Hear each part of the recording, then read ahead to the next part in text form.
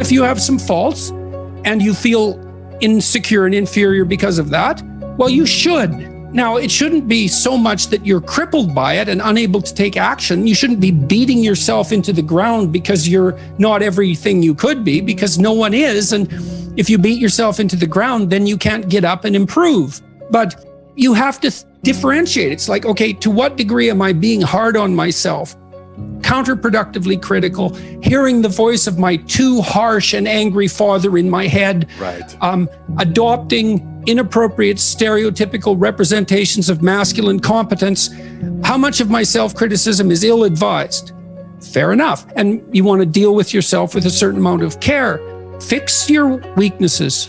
You know, if you're ashamed of being ignorant, you're showing up at a party because, you know, you claim to knowledge that you don't have and someone exposes you. Well, you can be angry at them, and you probably will, but they've actually done you a favor.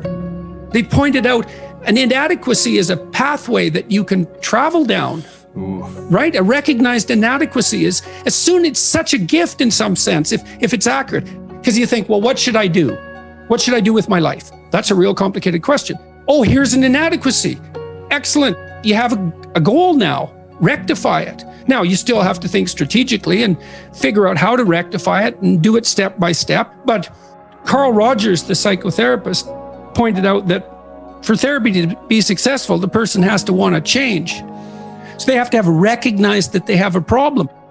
If someone is mandated by the court to attend therapy, it's very difficult for the therapist to convince them that they have a problem. Once you're convinced you have a problem, it's like, away you go. You know, I know it's still technically difficult. It requires discipline and all of that. There's no magic solution. But if you're plagued by feelings of inferiority, you should rectify the most obvious inferiorities. I would say that you have to rectify an inadequacy when it's clearly an impediment to your goal, or you have to shift goals. But if you're shifting goals because of an inadequacy-related impediment, then you have to ask yourself, is your desire to shift the goal reliable? Or are you just taking the easy way out? You can protect yourself by picking a different goal that's more difficult. That's a good mental hygiene practice, because sometimes you should switch goals rather than rectifying inadequacies. But you can fool yourself then, and that's not good. If you're angry about something in the world, well, that's an indication that that's in some sense your problem. It's speaking to you in a moral sense. This shouldn't be that way. Well, maybe you're the person who should do something about it in some manner. Maybe it'll take your whole life to figure out how to do that. But it's bothering you for a reason. The negative emotions can be a pathway to transformation. They can crush you completely and leave you with nothing, for sure. And they can go badly astray. Shame, that's a good one. What am I ashamed of?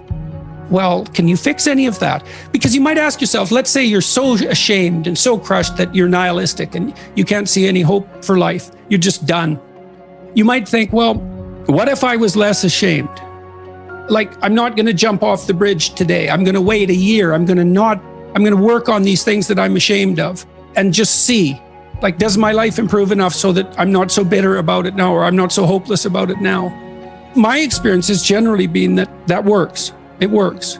And then some of it's practical knowledge too. It's like you can get a really long way with very small changes, incremental changes, micro habit changes. So aim low. The problem with a big goal is that it's daunting enough so that it might paralyze you, and there's a high probability of failure. And so imagine that you're your own child. Okay, now imagine you love this child and you would like him, we'll say him because it's you and I talking, to succeed. Now, you have an ideal for this child. You would like him to grow up to be the best he can be, better than you, the best man he can be. That's what you want for your son. If the good part of you is talking, you definitely want him to be better than you are, but you want him to be the best he could be. If your vision is unclouded. Okay, but then you offer him a goal. It's like, well, do this. Well, can he do it? Well, if he can do it without a second's thought, there's no challenge in it. There's no developmental impetus. It's not in the zone of proximal development. You want a goal that you can do, but that requires some improvement on your part. You want to attain the goal. That's satisfying. But then you want to make yourself into the thing that can attain goals. There's an ample psychological literature that suggests that that's where maximal motivation is to be found. you're pursuing a goal, but you're also pursuing the goal of transforming yourself at the same time. Genuine ethical accomplishment is the best source of security.